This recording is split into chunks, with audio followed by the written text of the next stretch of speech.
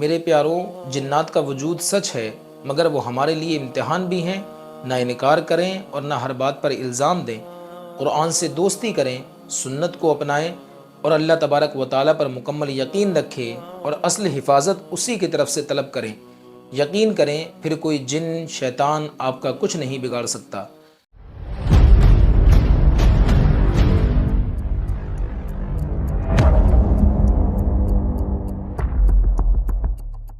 السلام علیکم ورحمۃ اللہ تعالیٰ وبرکاتہ۔ پیارے بھائیوں اور بہنوں، آج ہم ایک ایسا موضوع لے کر آئے ہیں جو اکثر لوگوں کے ذہن میں سوال بن کر گردش کرتا رہتا ہے۔ کیا واقعی جنات انسانوں کو نقصان پہنچاتے ہیں؟ کیا کسی کا بیمار ہونا، ذہنی دباؤ میں آنا یا گھر میں عجیب و غریب حرکتیں، یہ سب جنات کی وجہ سے ہوتا ہے یا یہ صرف ایک وہم ہے؟ قرآن پاک میں اللہ تبارک و تعالیٰ فرماتا ہے وَخَلَقَ الْجَانَّ مِن مَّارِجٍ مِّن نَّارٍ، اور جن کو پیدا فرمایا خالص بے دھوئیں والے شعلے سے۔ تو جنات ایک حقیقی مخلوق ہیں جیسے کہ انسان۔ انہیں دیکھنا ممکن نہیں ہے کیونکہ وہ ہماری نگاہوں سے پوشیدہ رہتے ہیں۔ ہمیں جنات کے بارے میں ایمان رکھنا چاہیے کہ وہ ایک موجود مخلوق ہیں، لیکن اب سوال یہ ہے کہ کیا جنات انسانوں پر اثر ڈالتے ہیں؟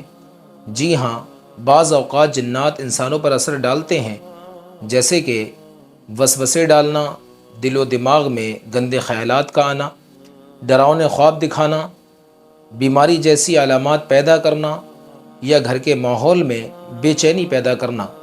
لیکن ان کے پیچھے لگنا، ان سے ڈرنا یا ہر مسئلے کو انہی سے جوڑ دینا یہ درست نہیں ہے۔ ہر بیماری، ہر پریشانی کو جنات سے منسوب کر دینا یہ عقیدے میں خرابی پیدا کر دیتا ہے۔ ہر بیماری، ہر ذہنی دباؤ، ہر پریشانی کا مطلب جن یا جادو نہیں ہوتا۔ ہم میں سے اکثر لوگ ذرا سی پریشانی پر فوراً کہتے ہیں یہ جن کا سایہ ہے، کسی نے جادو کروا دیا ہے، عامل کے پاس لے چلو۔ یاد رکھیں، یہ شیطانی دھوکہ بھی ہو سکتا ہے۔ آپ کو نزلہ، زکام، ڈپریشن یا نیند کی کمی ہے تو پہلے ڈاکٹر سے رجوع کریں، پھر روحانی علاج بھی کروائیں۔ صرف عاملوں کے چکر میں پڑ جانا اور اپنی ہر پریشانی کو جنات سے جوڑ دینا یہ غلط عقیدہ ہے۔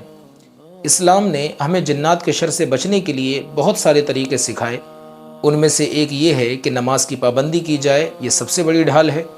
دوسرا یہ کہ ہر کام سے پہلے بسم اللہ شریف پڑھی جائے، سورہ فلق، سورہ ناس اور آیت الکرسی صبح و شام پڑھی جائے، گھر میں سورہ بقرہ کی تلاوت کی جائے۔ جعلی عاملوں اور جعلی پیروں سے بچیں اور یاد رکھیں کہ اسلام نے شریعت کے خلاف کسی عمل کی اجازت نہیں دی ہے۔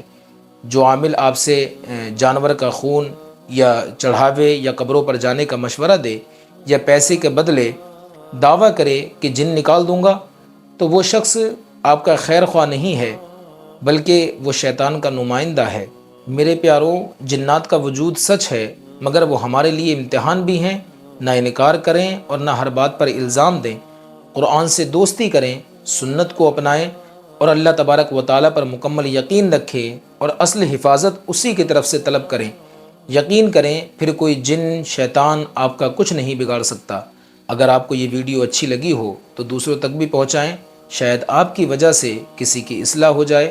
اللہ تبارک و تعالیٰ ہمیں صحیح عقیدہ اور عمل کی توفیق عطا فرمائے۔ السلام علیکم ورحمۃ اللہ وبرکاتہ۔